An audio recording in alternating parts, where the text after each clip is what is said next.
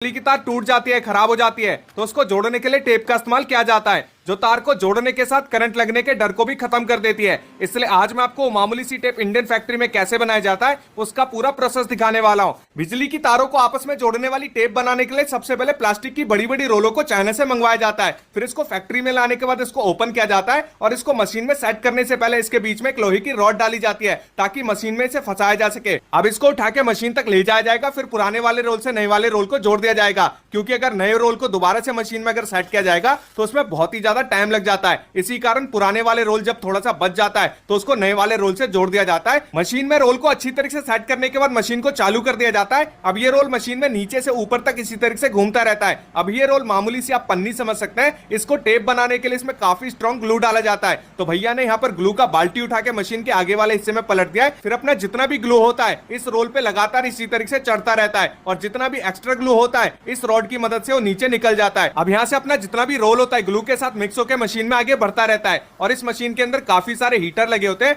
जो कि रोल के ऊपर जितना भी ग्लू होता है उसको सुखाने का काम करता है। और यहाँ से टेप बनाने का मेन प्रोसेस भी स्टार्ट हो जाता है, जिसके लिए भैया ने गत्ते का एक पतला सा रोल लिया है और उसको टेप वाली शीट के साथ अच्छी तरीके से जोड़ दिया जाएगा। तो ये देख सकते हैं इस तरीके से जोड़ा जाता है और जो अपना रोल बनके तैयार हो जाता है उसको काट के अलग कर दिया जाता है। फिर इसको मशीन में इस तरीके से सेट कर दिया जाता है और मशीन को चालू कर दिया जाता है। अब यहाँ से जितने एमएम का टेप बनेगा उस हिसाब से मशीन को सेट कर दिया जाता है। जैसे अभी जो टेप बन रहा है जिसकी थिकनेस 0.125 mm, लंबाई 8 मीटर और चौड़ाई 18 mm है, और जब एमएम पूरा हो जाता है तो यहाँ पर ऑटोमेटिक तरीके से मशीन बंद हो जाता है। इसके बाद भैया नया गत्ते का रोल लगाते हैं और जो हमारा टेप का रोल बनके तैयार हो जाता है उसको काट के अलग कर लिया जाता है। इसके बाद एक एक करके इसको इस तरीके से जमा किया जाता है। तो भैया कुछ ही घंटों में काफी सारा यहाँ पर टेप का रोल बना के तैयार कर देते हैं। फिर इस रोल को स्लाइसर मशीन में डाला जाएगा और इसकी एक एक करके कटिंग की जाएगी। तो ये देख सकते हैं इसको स्लाइसर मशीन में सेट करने के बाद ये अपना कटर आ चुका है। इसके बाद एक एक करके इसको इस तरीके से काटा जाता है और इस काम को बहुत ही ज्यादा बारीकी से किया जाता है, क्योंकि जरा सी भी गलती हुई तो पूरे टेप का रोल खराब हो जाएगा। लेकिन भैया अपने काम में इतने ज्यादा एक्सपर्ट हो चुके हैं कि भैया से अब कोई भी गलती नहीं होती है और भैया लगातार इसी तरीके से कटिंग करते रहते हैं। और आप देख सकते हैं बराबर मात्रा में यहाँ पर कटिंग हो रही है,